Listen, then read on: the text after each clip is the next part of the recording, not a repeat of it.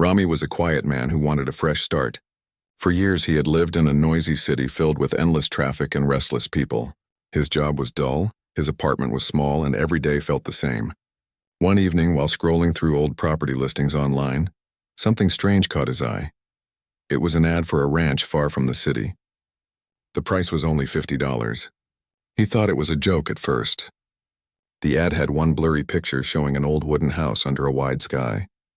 The short description said, "Needs repair, isolated, perfect for peace." There was no owner's name.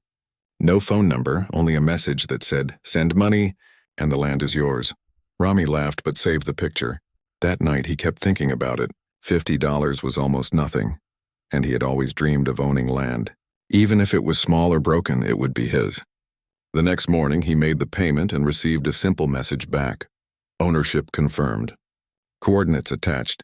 When he told his friends, they all laughed.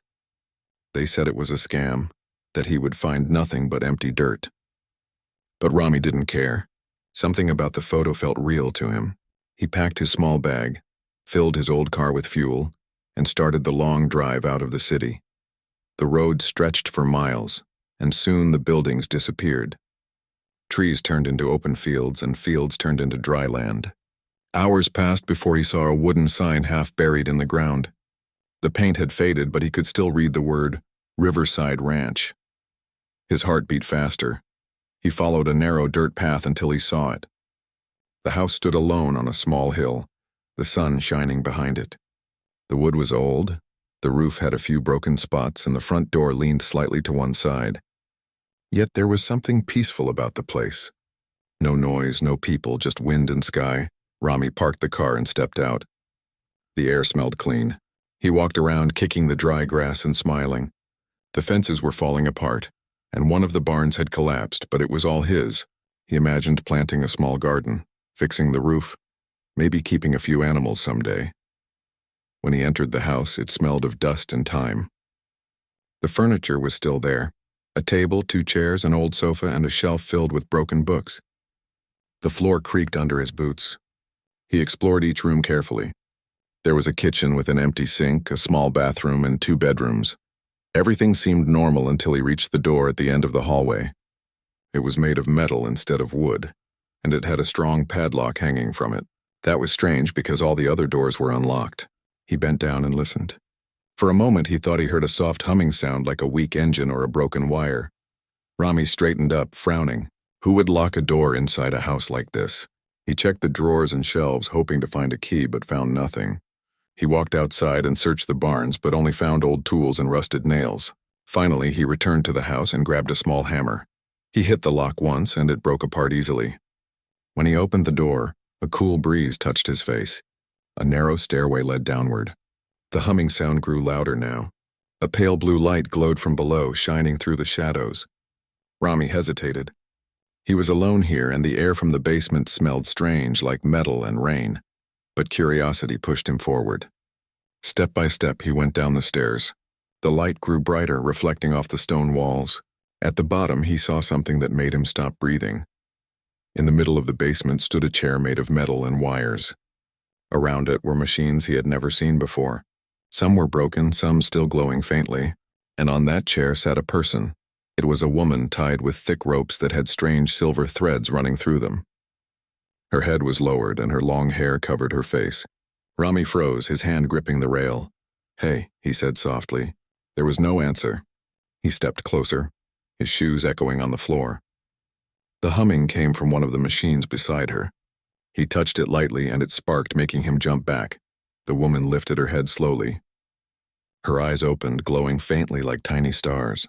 Rami stepped back, his heart pounding. For a moment he thought it was a trick of the light, but when she blinked he saw that her pupils were not round like a human's. They shone with lines of silver that moved gently, like waves. She looked at him with confusion and fear. Her lips moved, but the sound that came out was soft and strange, not any language he knew. He could only watch, frozen between fear and curiosity. He wanted to help, but he didn't know what had happened here. Who was she? Why was she tied up? Was she dangerous? His mind filled with questions, but his heart felt only one thing: pity. He found an old knife on a nearby table and slowly began cutting the ropes. The silver threads made small sparks when the knife touched them. The woman flinched but stayed still. When the last rope fell, she took a deep breath and looked around. Rami stepped back again, giving her space. She stood slowly, her legs shaking.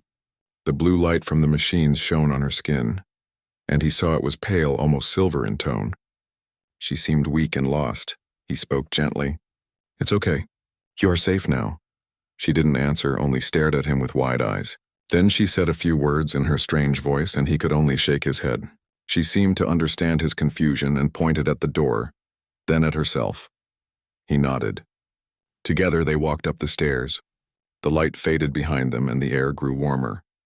When they reached the surface, the sun was setting. The sky was orange and red, stretching across the quiet land. The woman looked up at it and blinked several times as if she had never seen a sky before. Rami watched her, still unsure what to do. He had come here to find peace and instead found a mystery that did not belong to this world. The wind blew softly across the dry grass. The ranch stood silent, holding its secrets. Somewhere behind him, the broken machines in the basement flickered one last time before going dark. Rami did not know it yet, but his life had just changed forever. The $50 he spent had bought him more than a piece of land. It had bought him a doorway to something far beyond human understanding, a secret that waited quietly under the same sky he had come to escape beneath. The next morning, Rami woke to the sound of soft footsteps. For a moment, he forgot where he was. Then the smell of dust and old wood reminded him he was in the ranch house, far away from the city. He sat up and saw the strange woman standing near the window. Sunlight touched her silver skin, making it glow faintly. She looked peaceful but confused, her eyes wide as she stared at the sky outside. Rami remembered how he had found her last night, tied to that strange metal chair in the basement. He still did not understand who she was or how she got there. He spoke carefully. "Are you feeling better?" She turned her head. Her eyes caught the light again, shining like tiny mirrors. She did not answer but tilted her head slightly, as if trying to understand his words. Rami pointed to himself and said, "Rami." Then he pointed to her, waiting. She hesitated, then placed her hand on her chest and said softly, "Mira." Rami nodded and smiled. "Mira." She repeated his name too, her voice slow and careful. "Rami." The way she said it made him feel something gentle inside. He went to the kitchen and poured her some water. She watched him closely, studying every movement. When he handed her the glass, she looked at it with curiosity, turning it in her hands before finally taking a small sip. Her face lit up with surprise and she drank the rest quickly. Rami laughed. "You were thirsty." She smiled a little, the first real smile he had seen from her. He found some old bread and fruit in a box and placed them on a plate. She touched the bread carefully, sniffed it, then took a small bite. Her eyes widened again and she nodded, eating more. Rami sat at the table watching her quietly. He still had no idea where she came from or why someone had locked her in that basement. But she didn't look dangerous. She looked lost. After breakfast, Rami went outside to check the fence. Mira followed him, keeping a few steps behind. She looked around like a child seeing the world for the first time. She touched the dry grass, stared at the clouds, and even smiled at a small bird that landed nearby. "Bird?" Rami said, pointing. She repeated it slowly. "Bird." Then she laughed softly, and it was a beautiful sound. As the day went on, Rami tried to explain simple words to her. He pointed at the sky, saying sky, then at the ground, saying earth. Mira repeated each one, sometimes saying them wrong, but she kept trying. By evening, she had learned a few more words: sun, water, food, tree. Rami was surprised at how quickly she learned. There was something different about her, something sharp behind those calm eyes. When night came, they sat on the porch watching the stars. The ranch was silent except for the wind. Mira stared up at the sky for a long time, her expression changing from wonder to sadness. Rami noticed it and asked gently, "Mira, where are you from?" She looked at him but said nothing. Then she touched her chest and whispered a word that sounded like Tyrannus or something close to it. She pointed upward toward the stars. Rami felt a chill. "You mean, you came from there?" She nodded slowly. He wanted to laugh, to think it was impossible, but the memory of her glowing eyes and the strange machines in the basement stopped him. He didn't understand how it was possible, yet something deep inside told him she was telling the truth. He asked, "How did you get here?" Mira frowned, searching for words. "Gate," she said finally. "Big light. Many hurt." She touched her head and then made a motion like something breaking apart. "Home, gone." Her voice grew softer. Rami didn't understand every word, but he understood her pain. She had lost her world. He looked at her and said quietly, "You are safe here." Mira looked at him for a long time, then nodded once. The next few days passed quietly. Rami fixed the old water pump and repaired a window. Mira helped him as best she could. She seemed to have great strength for someone so small. She could lift heavy wood pieces easily, though she never looked like she was trying hard. At night, they sat together and watched the stars again. Sometimes she pointed at certain spots in the sky, whispering soft words he couldn't understand. It was like she was naming them, remembering home. One evening, while Rami was cleaning the tools, Mira suddenly stopped what she was doing and looked toward the sky. Her face changed. "What is it?" Rami asked. She didn't answer. Instead, she pointed to the horizon. Rami followed her gaze and saw a faint light moving across the dark sky. At first, he thought it was a plane, but then he noticed how the light moved, too steady, too smooth. It stopped for a moment, then blinked twice before vanishing. Rami frowned. "A satellite, maybe." Mira shook her head. Her eyes showed fear. "No, they look." He didn't understand what she meant, but her tone made him uneasy. "Who?"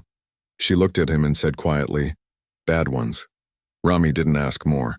He could see her hands trembling slightly. Whatever those bad ones were, she did not want to see them again.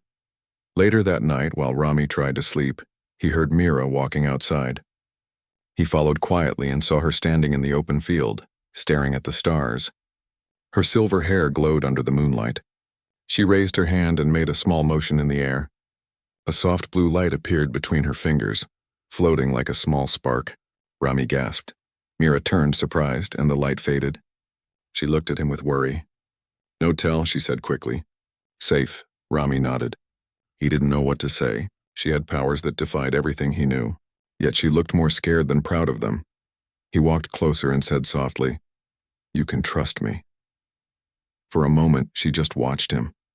Then she whispered, "Thank you." When they went back inside, Rami couldn't sleep. His mind was full of questions. Who were the ones looking for her? What kind of world had she come from? And why had someone brought her here only to leave her locked in a basement? In the morning, Mira seemed calmer again. She helped him fix the barn roof and smiled when he showed her how to use a hammer. She liked small things, watching clouds, listening to rain, feeling warm sunlight. It was as if she was learning to be part of this world one step at a time. But every now and then, she would stop and look at the sky with that same distant sadness. Rami began to feel protective of her, like she was a fragile light in a dark world. He didn't know how long she could stay here safely, but he promised himself one thing. He would not let anyone hurt her again. As the sun set that day, Mira said one quiet sentence that stayed in his heart. "You kind," she said, pointing at him. "Human, strong." Rami smiled. He didn't understand why she said it, but it made him feel proud. Somewhere deep inside, he knew their meeting was not an accident. The ranch had brought them together for a reason, and that reason was only beginning to unfold. The days at the ranch began to find a strange kind of peace. The land was quiet, the air was clean, and the nights were filled with stars that stretched across the sky like a silver ocean. Rami and Mira settled into a simple routine. In the morning, they repaired fences or cleared the dry fields. In the afternoon, they cooked small meals together. At night, they sat outside and watched the stars. Rami was beginning to forget the noise of the city. Life here was slow, but it felt real. The ranch that had once seemed broken now felt alive again. He could hear birds near the barn and see grass slowly turning green after the rains. Sometimes he even caught Mira smiling at small things like butterflies or the sound of water running through the pipes. Mira was learning human words faster each day. Her accent was soft and she often spoke with care, trying not to say things wrong. Rami found it both sweet and impressive. One afternoon, while fixing a water pipe, she pointed at the wrench and said proudly, "Tool." Rami laughed. "Yes, that's right, tool." She smiled brightly, happy with herself. He liked the way she was curious about everything, always asking questions about how things worked. But sometimes she would stop suddenly, her eyes growing distant as if her thoughts were far away. When that happened, Rami knew she was remembering her lost world. One evening, as the sun went down, Mira sat outside looking at the horizon. The wind played with her silver hair. Rami joined her with 2 cups of tea. He handed her one, and she took it carefully, still learning how to hold it right. "Thank you," she said slowly. Rami nodded. "You're learning fast." She looked at him with calm eyes. "You teach good." He smiled and looked at the sky. "You must miss your home." Mira was quiet for a long time. Then she spoke softly. "Home is gone. Fire came. Light broke sky. People ran."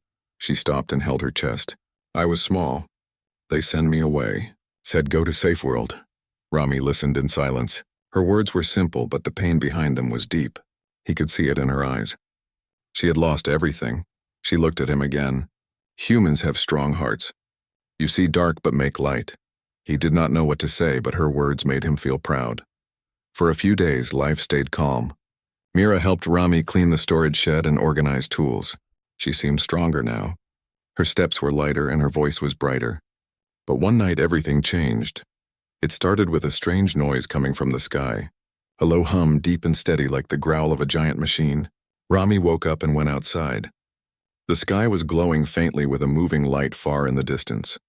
At first he thought it was an airplane, but it was too quiet for that. It drifted slowly, stopping every few seconds before moving again.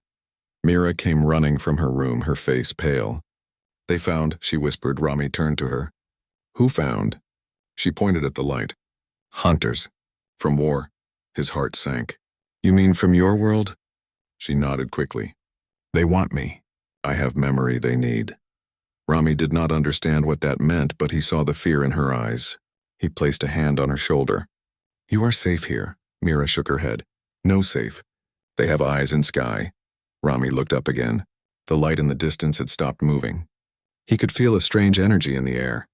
The ranch suddenly felt too open, too exposed. He led Mira back inside and closed the doors. They sat in silence for a while. Rami could hear her breathing fast. He wanted to ask her everything, who these hunters were, what they wanted, but he could tell she was too scared to explain. Instead, he said, "We can hide. The house has a basement." Mira looked up at him. "Basement not safe. They see energy." Rami frowned. "Then we fight." Mira shook her head again. "You not fight them. They not like humans. They use sky fire."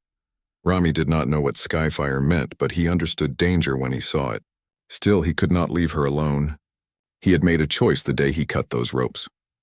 Whatever happened now, he would not abandon her. That night, he could not sleep. The hum in the distance kept growing softer and louder, like it was moving in circles. Rami watched the horizon until the light disappeared. Only then did he let himself rest. The next morning, Mira looked tired. Her eyes had dark circles under them, but she smiled weakly. "They go for now," she said. "But they come again." Rami nodded. "Then we'll be ready." He decided to make changes around the ranch. He fixed the locks, checked the old barn for hiding spots, and even moved some of the strange machines from the basement. Mira helped him quietly, showing him which parts were dangerous and which could be used. She said some of them could make energy shields, but they needed power. Rami went to town that day to buy supplies. He bought batteries, wires, and metal sheets. The shopkeeper laughed when he saw the list. "Building a robot, Rami?" Rami smiled. "Something like that." When he came back, Mira was waiting by the fence. She looked happy to see him, and that made him forget his tiredness. Together, they worked until evening, trying to repair one of the smaller machines. It was a cube-shaped device with faint blue lines running across it. When Mira touched it, the lines glowed softly. She said, "This can hide us if it works." Rami watched her fingers move quickly over the metal. She was focused, her silver eyes bright with determination. He realized she was more than just lost, she was trying to survive. That night they tested the machine. When Mira pressed a small circle in the center, a thin blue mist spread around them. It shimmered for a moment, then disappeared. Rami looked around, confused. "Did it work?" Mira smiled. "They not see us now." He did not fully understand how, but he trusted her.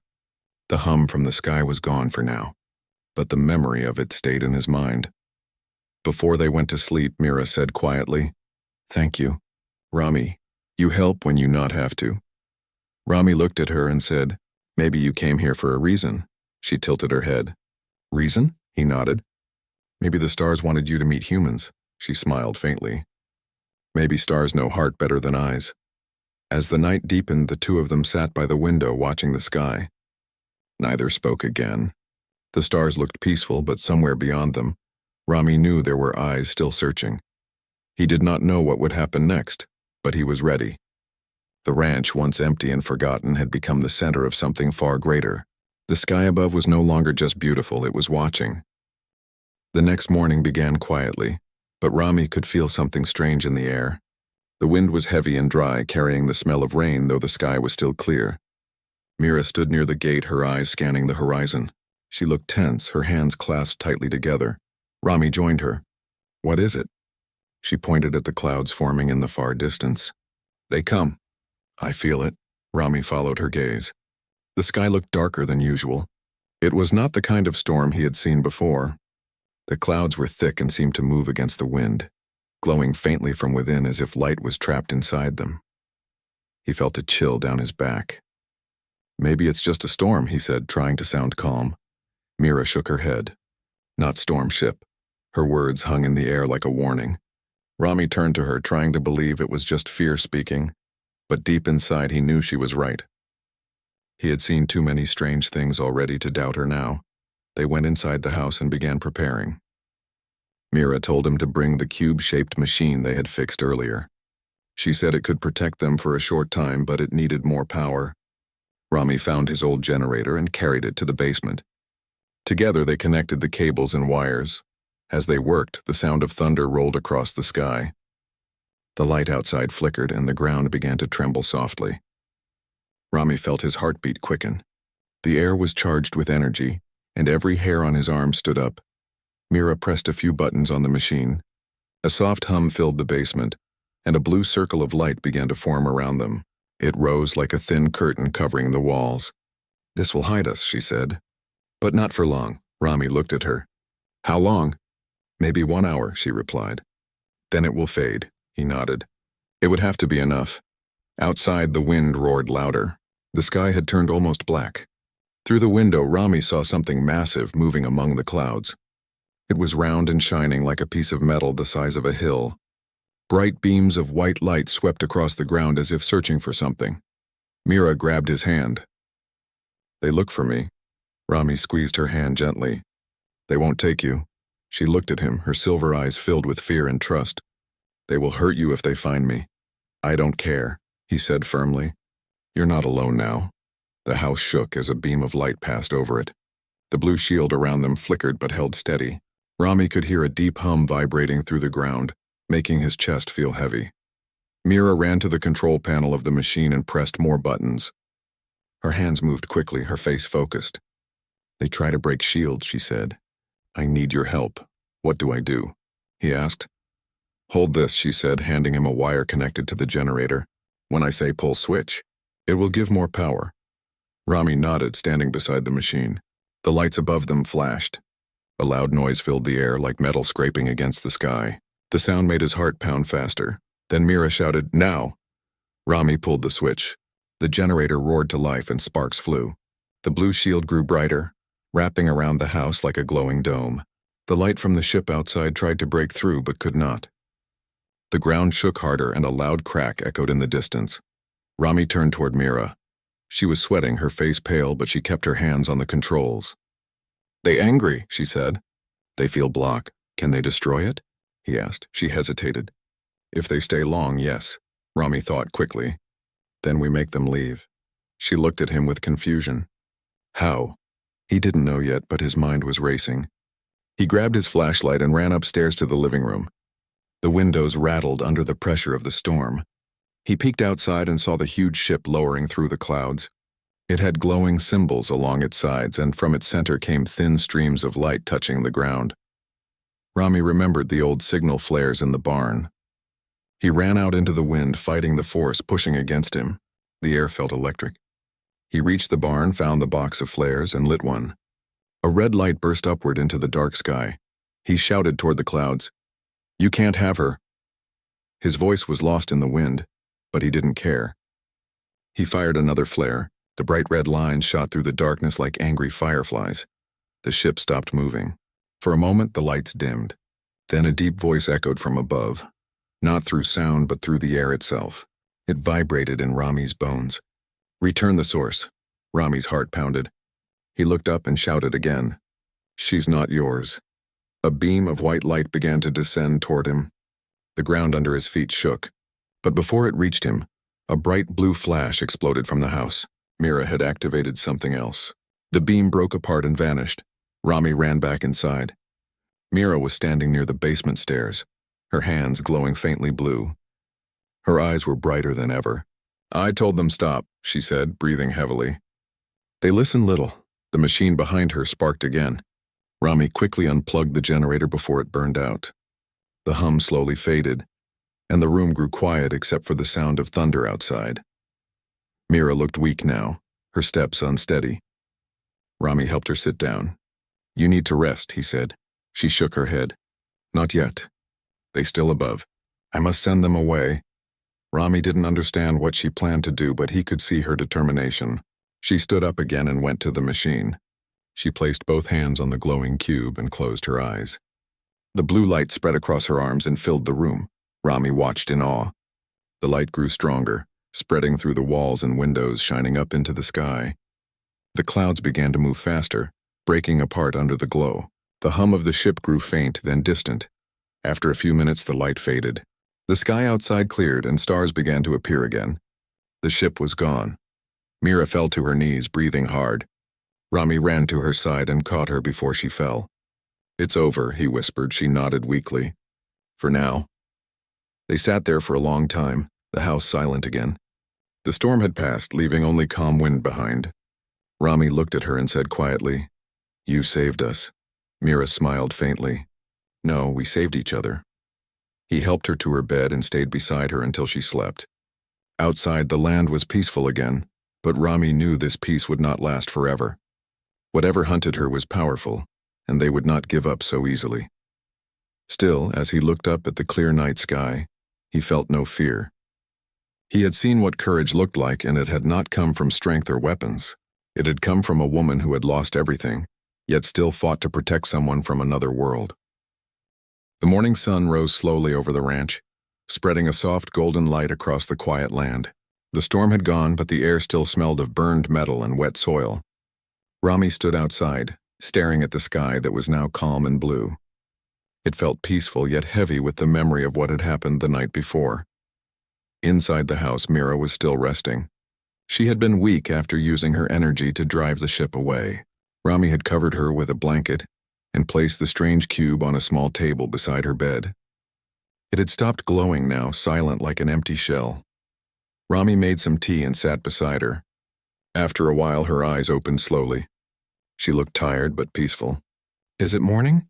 she asked softly. "Yes," Rami replied with a small smile. "The sky is clear. They are gone." Mira sat up slowly and looked toward the window. The sunlight touched her silver eyes, making them shimmer like water. "For now," she whispered. "But they will return. They never stop searching."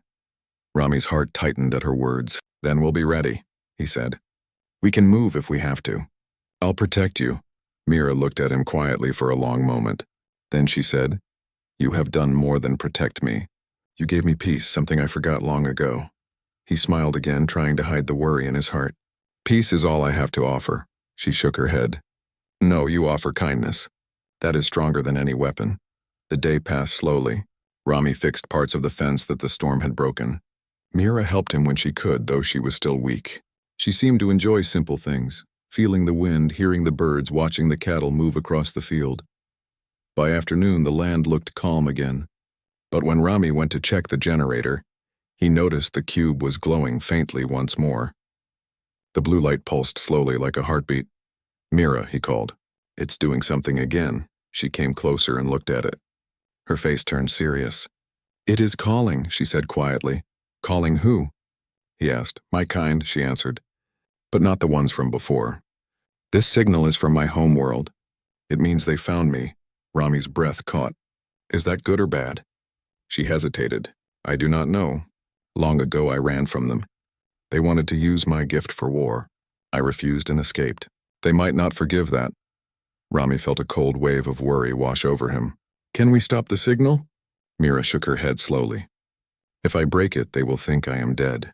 But if I answer, they may come. He thought for a moment, then said, Maybe it's time you talk to them. Maybe they are not the same anymore. She looked at him, uncertain but thoughtful. You believe that? I believe people change, Rami said, even across stars. For a while they stood silently beside the glowing cube. The sun was setting now, painting the sky in shades of orange and red. Finally, Mira placed her hand on the cube. If they come and they wish harm, I will not let them hurt you, she said. I'm not leaving, Rami replied simply. Whatever happens, we face it together. She smiled gently at that. Together, she said softly. That night, as the stars filled the sky, a soft humming sound came from above the ranch. Rami and Mira stepped outside. A small silver ship was descending, smooth and quiet, glowing with soft white light. It was much smaller than the giant ship from before. It looked almost peaceful. When it landed, a door opened and 3 figures stepped out. They looked like Mira, tall, graceful, with silver eyes and pale skin that reflected the starlight. They did not carry weapons. One of them spoke in a calm voice. Mira of Arel, we come for you. You are safe now. Mira stood still, her eyes filled with mixed emotion. Why now? She asked. The one in front answered, the war is over. Those who chased you are gone. We searched for many years to bring you home. Rami felt relief, but also sadness. He knew what this meant. Mira looked at him as if she felt the same. She turned back to the visitors. This human helped me. He saved my life. The alien leader bowed his head slightly. Then he has done what even we could not. We are in his debt. Rami shook his head. No debt. Just take care of her. Mira looked down, her hands trembling slightly. I do not want to leave, she said. This place feels like home. Rami stepped closer. You have to go, he said gently. You belong with your people. You've waited too long for this. She looked at him with tears in her shining eyes. And you? I'll stay, he said softly. The ranch still needs work. For a moment, neither of them spoke. Then she smiled through her tears. You are the best part of this world, she whispered. Rami tried to smile but couldn't find the words. She stepped closer and placed her hand on his chest. Your heart is strong, she said. Do not let it grow lonely. He took her hand and held it tightly. You'll always have a place here, he said. If you ever come back, this ranch will be waiting. The alien signaled her to board. Mira stepped back slowly. The night wind moved softly between them. She looked at him one last time before walking toward the ship. The door closed and the ship lifted gently into the sky. Rami watched it rise higher and higher until it disappeared among the stars. The air grew quiet again and only the sound of crickets filled the night. He stood there for a long time staring at the sky. The stars looked brighter than before, almost alive. Maybe somewhere among them Mira was looking back. The next morning Rami went back to work on the ranch. The wind moved softly through the grass and the sun rose warm and golden. On the table near the window the cube sat quietly, still glowing faintly blue. He smiled as he looked at it. Take care, Mira, he whispered. And thank you. The ranch was his again, quiet, lonely, but full of memory. He had bought it for $50, thinking it was just land and dust. But it had given him something far greater, a story that reached beyond the stars, and a love that no distance could erase. And every night after that, when the sky was clear, Rami would sit on the porch, look at the stars and wait. He did not wait in sadness, but in hope, knowing that one day a small silver light might return to the sky and land quietly on his ranch once more.